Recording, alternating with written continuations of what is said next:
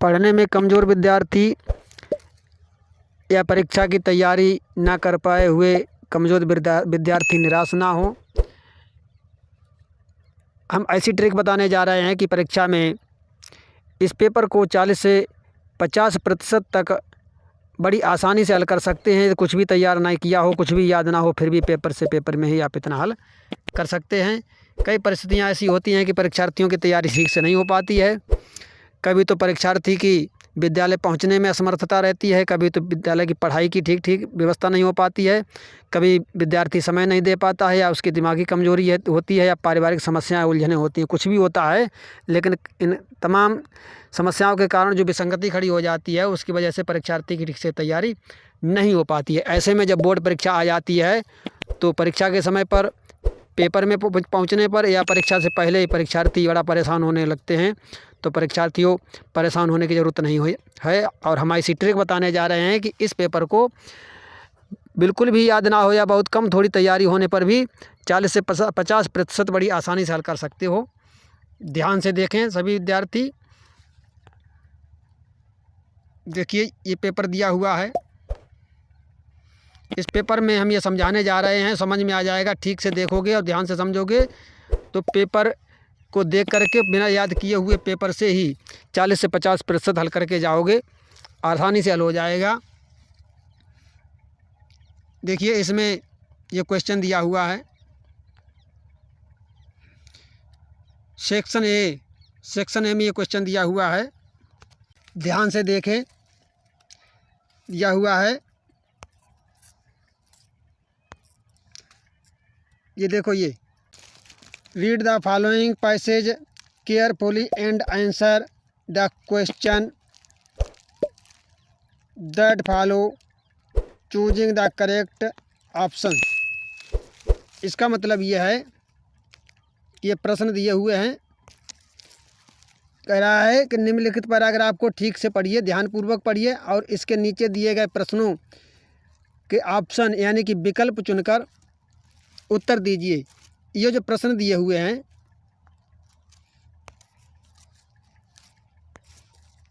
ये प्रश्न एक ये दिया हुआ है, एक ये प्रश्न दिया है, एक ये प्रश्न दिया है, और एक ये प्रश्न दिया हुआ है। ये सभी प्रश्न इस पैराग्राफ से ही संबंधित हैं, और इन प्रश्नों के उत्तर यानी कि जो ऑप्शन दिए हुए हैं, ये ऑप्शन से संबंधित जो जानकारी है इस पैराग्राफ में इन लाइनों में ही मिल जाएगी, और इस पैराग्राफ को पढ़कर आसानी से उनके उत्तर दिए जा सकते हैं। और ये याद करने की ज़रूरत नहीं है, ये तो पेपर में ही दिया हुआ है। बच्चा पढ़ेगा यानी विद्यार्थी पढ़ेगा, पढ़ने के बाद में इनके आंसर छांट करके इसी में से लिख देगा। तो इस प्रकार की जानकारी अगर थोड़ी सी भी रखता है विद्यार्थी तो आसानी से पेपर हल कर सकता है। और इसके बाद अगला क्वेश्चन देखें।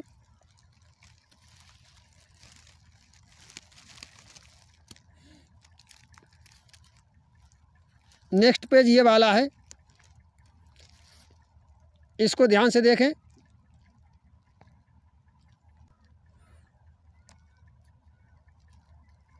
ये क्वेश्चन दिया हुआ है,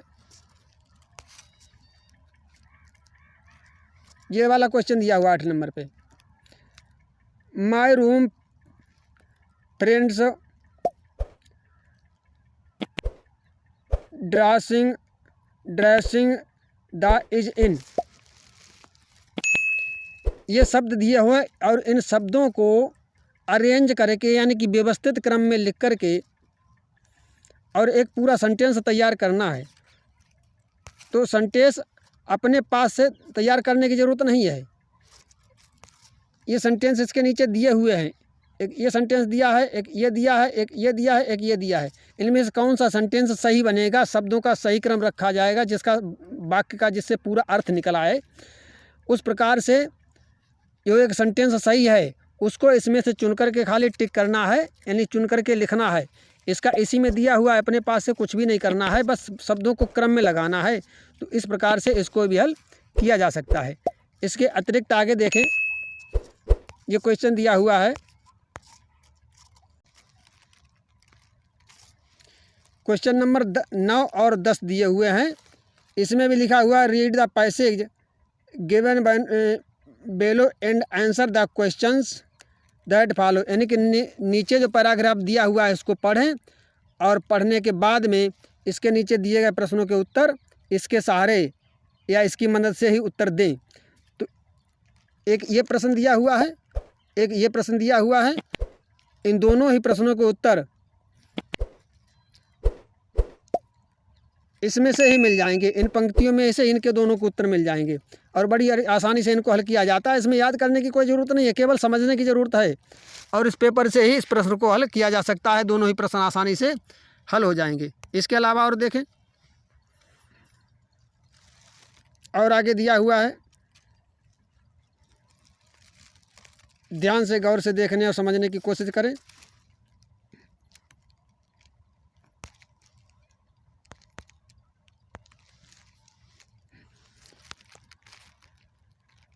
क्वेश्चन नंबर 14 और 15 दिया हुआ है। इसके नीचे कुछ लाइनें दी हुई हैं, कविता की लाइनें, पोइम की लाइनें। Read the following extract and answer the question of following, यानी कि कविता की निम्नलिखित लाइनों को पढ़िए और उसके नीचे दिए गए प्रश्नों के उत्तर दीजिए। उसमें क्वेश्चन नंबर 14 ये दिया है, इसमें क्वेश्चन पूछा गया, इसमें ऑप्शन दिए हैं, वो इसी पोइम से ही संबंधित हैं, पोइम की लाइनों से ही संबंधित हैं, इन्हीं में से इसका आंसर मिल जाएगा। और क्वेश्चन नंबर 15 यहाँ दिया हुआ है, इसका भी आंसर इन्हीं लाइनों में से मिल जाएगा, इन लाइनों में से, इन्हीं में से ये दोनों क्वेश्चन हल होने वाले हैं। इन्हीं पंक्तियों में ये क्वेश्चन मिल जाएंगे और इनके आंसर मिल जाएंगे, इसी से संबंधित ये क्वेश्चन हैं। और इसी प्रकार के आगे और भी प्रश्न है अभी जो बड़ी आसानी से हल किए जा सकते हैं, जिसमें कुछ भी याद करने की खास करके ज़रूरत नहीं है। एक ये दिया हुआ है क्वेश्चन नंबर 21 में, सेक्शन बी में, सेक्शन बी में दिया हुआ है, read the following passage carefully and answer the questions given below. इसमें भी दिया है कि इन निम्नलिखित लाइनों को पढ़िए या निम्नलिखित पैराग्राफ को पढ़िए और उसके नीचे दिए गए प्रश्नों के उत्तर दीजिए। ये गौर से देखें,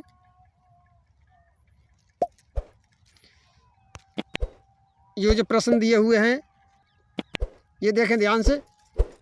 इसके नीचे एक प्रश्न ये दिया है, एक ये दिया है, एक ये दिया है, एक ये दिया है। ये 6-7 नंबर के क्वेश्चन जो हैं इतनी ही लाइनों से संबंधित हैं, इतनी लाइनों से संबंधित, इन लाइनों में से ही इन प्रश्नों के उत्तर मिलने वाले हैं और इनको भी इसमें से छांट करके बड़ी आसानी से लिखा जा सकता है। अगर प्रश्न का आंसर ठीक ठीक समझ में नहीं आता है तो सबसे सरल तरीका ये है कि प्रश्न को पढ़ें और उस प्रश्न के शब्दों को इस पैराग्राफ में ढूंढें, जहाँ पर जिस सेंटेंस में शब्द के क्वेश्चन के सबसे ज़्यादा वर्ड मिल रहे हैं, सबसे ज़्यादा शब्द मिल रहे हैं, वहीं पर से सेंटेंस जो है इसके जवाब में, इसके उत्तर में लिख दें। सबसे अच्छा तरीका ये है इसका आंसर देने का। इसके अलावा और देखें, इस पेपर में बिना याद किए हुए क्या हल किया जा सकता है, ध्यान से देखें। एक क्वेश्चन दिया हुआ है, ये क्वेश्चन दिया है,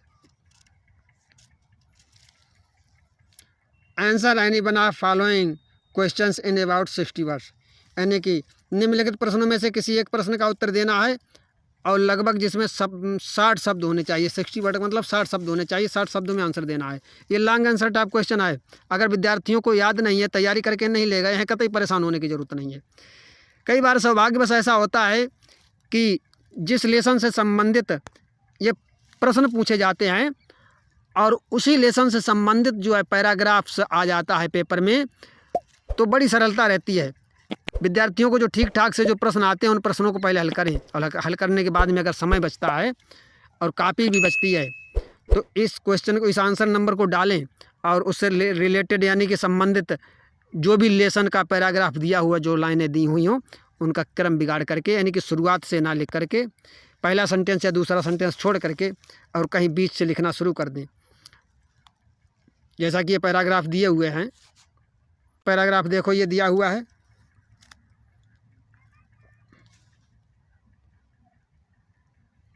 ये पैराग्राफ दिया हुआ है,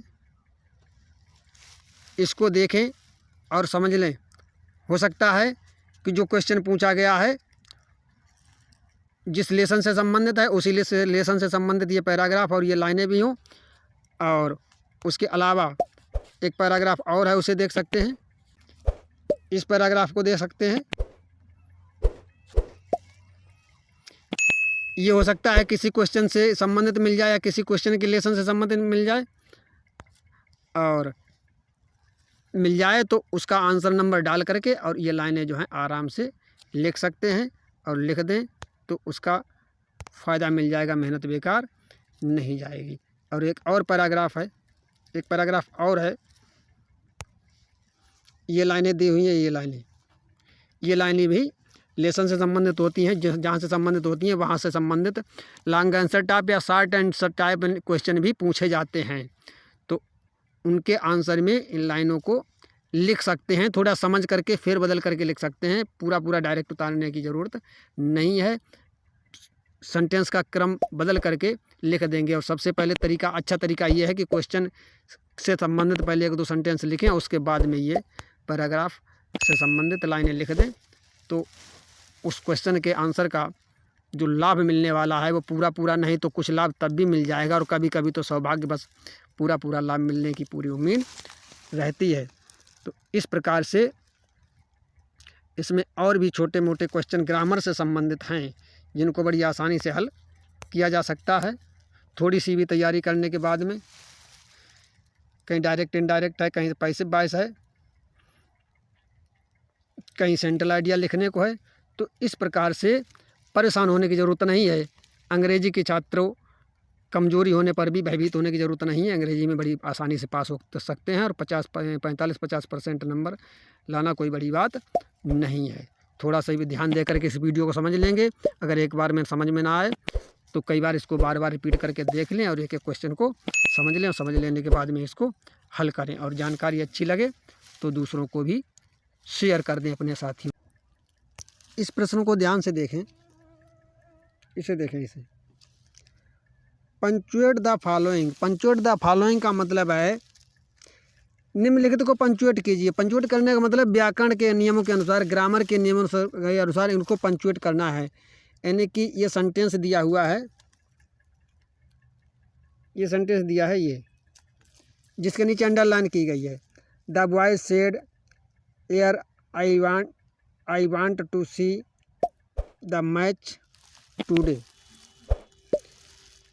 इस सेंटेंस को व्याकरण के नियमों के अनुसार इस क्रम में लिखना है कि इसमें कहाँ पर बड़ा अक्षर बनेगा, कहाँ पर छोटा अक्षर बनेगा, कहाँ पर इसमें कामा लगाया जाएगा, कहाँ पर फुल स्टॉप लगाया जाएगा।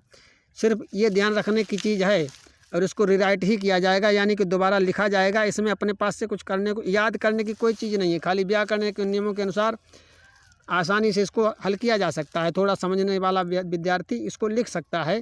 जैसे इसमें बीच में आई दिया हुआ है, ये आई दिया हुआ है, यहाँ पर आई दिया हुआ है, ये इससे पहले आई दिया हुआ है। ये आई सिंगल अक्षर जहाँ भी होता है या वर्ड के रूप में प्रयोग किया जाता है स्मॉल लेटर में, यानी कि छोटे अक्षरों में कहीं में नहीं लिखा जाता है, हमेशा बड़ा लिखा जाता है।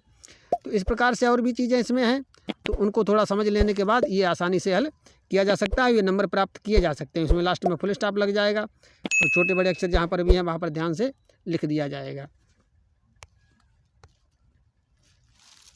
और जेके सर की मिक्स क्लास के माध्यम से जानकारी कैसी लगी है, इस जानकारी के बारे में ज़रूर बताएं, और अन्य जानकारी प्राप्त करने के लिए भी कमेंट करें, और अपने साथियों से भी इस जानकारी को साझा करें।